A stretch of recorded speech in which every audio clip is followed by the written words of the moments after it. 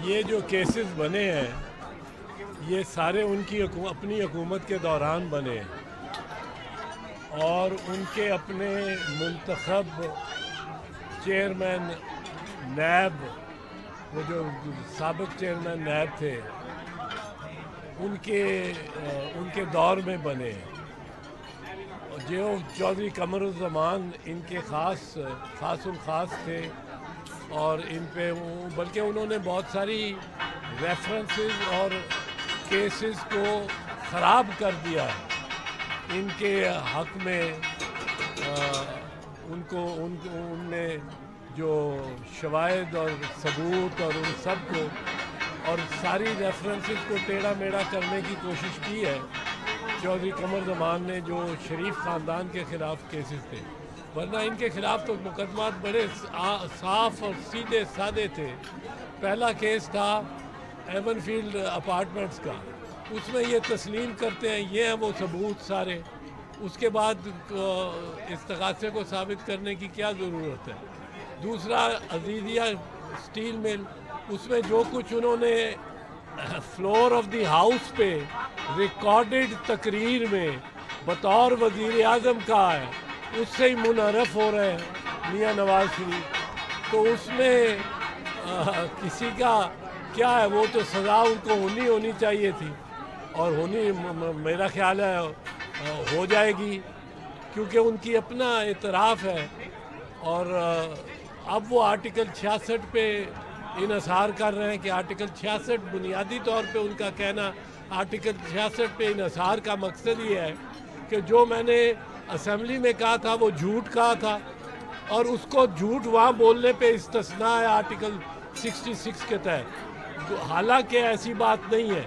अगर आप असेंबली के फ्लोर पे कोई इकबाली बयान दें तो वो आर्टिकल 66 उस पर नहीं लगता, इकबाली बयान पे। तो वो इकबाली बयान दिया उन्होंने, उस पर आर्टिकल 66 लगता नहीं। पर उनके वकला की जानिब से आर्टिकल 66 पर इन्हिसार करना हकीकत में ये तस्लीम करना है कि वो जो बात की थी फ्लोर ऑफ द हाउस पे वो झूठ थी और झूठ को पकड़ा नहीं जा सकता, उस पर कोई एहतसाब नहीं हो सकता अगर असेंबली के फ्लोर पे बोला जाए। तो ये दोनों तरफ से उनको फंसाने की बात है। एक तरफ ये तस्लीम कर लिया कि वो वहाँ जो बात की थी वो इकबाली थी, वो इनके खिलाफ जाती थी, वो इकबाली बयान था, वो तस्लीम कर लिया। तो सर इसका मतलब है कि आप नवाज शरीफ को जेल जाता हुआ देख रहे हैं, आपकी सियासी डिसीजन क्या कहती है इस हुकूमत के 100 दिन के बारे में बताइएगा कि क्या आप उससे। मैं कोई खुश नहीं हूँ किसी के जेल जाने पे, किसी के भी जेल जाने पे या जेल रहने कानूनी राय आपकी इस पे, लेकिन कानूनी एतबार से तो उनकी तरफ से इकबाल जुर्म जो हुआ है असेंबली के फ्लोर पे, जिससे कन्फ्रंट हो गया, जिसकी उन्होंने तरदीद नहीं की कि मैंने ये नहीं कहा।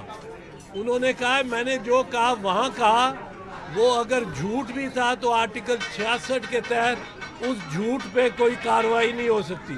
तो उन्होंने इकबाली बयान को दोबारा इकबाल कर लिया। तो अब उनका उसमें बचना तो बड़ा मुश्किल लगता है। खबर नहीं उनको किसने ये मशवरा दिया है, जिस तरह का मशवरा दिया गया था उनको कतरी ख़त पे, उस तरह का मशवरा अब दिया गया। सर 100 रोज़ा प्लान के हवाले से बता दें क्या निकला इसमें से। 100 रोज़ा प्लान में से कुछ नहीं निकलना था, कुछ निकल नहीं सकता था।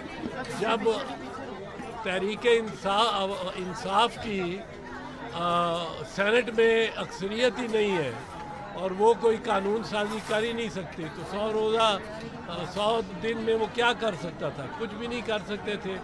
बस यूं ही उन्होंने बढ़के मारी हुई थी और बढ़के मारने की उनको एक तरह खिफ़त हो रही है। अब बढ़ के मारनी नहीं चाहिए इस किस्म की, क्योंकि 100 डेज़ का पैमाना लगता है वहाँ जहाँ presidential form of election of system हो। सदारती सिस्टम में सदर के पास बहुत सारे इंतज़ामी एग्जेक्टिव इख्तियारात होते हैं और वो बहुत सारे इक़दाम कर सकता है जो 100 रोज़ में कर सकता है। लेकिन पार्लिमानी सिस्टम में अगर आपके पास एक हाउस में भी अक्सरियत ना हो تو آپ کچھ نہیں کر سکتے, صرف رسوائی ہوتے ہیں. جنوبی پنجاب صوبہ بن پائے گا. بلاول بھٹو کو اور آصف زرداری کو ایف آئی اے نے دوبارہ طلب کر لیا ہے, تو کون سے پیسے ہیں جو چھپائے ہوئے ابھی تک انہوں نے, جس کو بلایا جا رہا ہے بار بار؟ یہ جو نیب کی طرف سے طلبی ہے آصف صاحب کی اور بلاول صاحب کی, ایف آئی اے کی طرف, ایف آئی اے کی طرف سے ہے, یہ اس کی وضاحت انہوں نے وہ کر چکے ہیں اور ان کے وکیل فاروق نائک صاحب کر چکے ہیں. 35 یا 70 ارب روپوں کے اکاؤنٹس میں ان کا ایک ان کی طرف سے ڈپازٹ ہے 1.5 کروڑ کا, اور وہ بھی ان کی طرف سے فرام دی بکس ہے, آن دی بکس ہے, تو اس کا کوئی ان کو ایسا مسئلہ نہیں ہے. میں ایک چیز ضرور اس موقع پہ کرنا چاہتا ہوں, اور وہ یہ مبارکباد دینا چاہتا ہوں پاکستان کے عوام کو اور بھارت کے عوام کو, کہ جو کرتارپور کا